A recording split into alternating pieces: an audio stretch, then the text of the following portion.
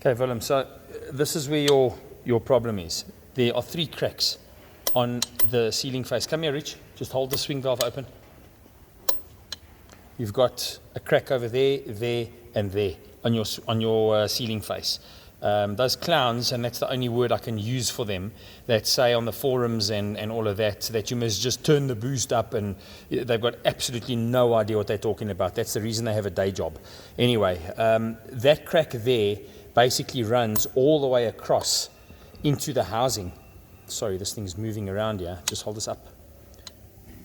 And it's spreading right across. It's eventually going to come across the ceiling face over here, which is the gasket where your exhaust bolts onto. But also on the inside of the housing, it's running towards the radius profile.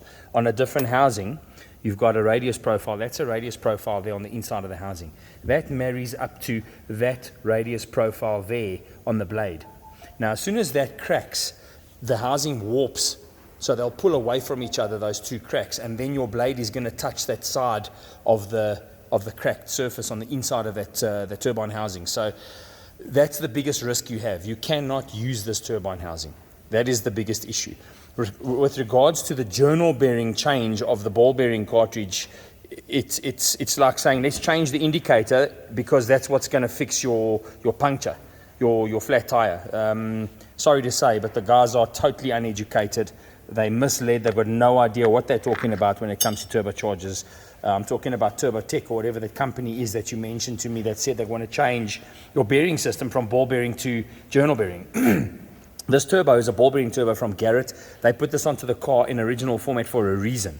Downgrading and weakening the turbo by putting in journal bearings into a bearing housing, which is going to be Chinese. It's going to be a cheap Chinese copy because they are the only ones that make a journal bearing copy of the GT35. You do not get a journal bearing GT35 from Garrett.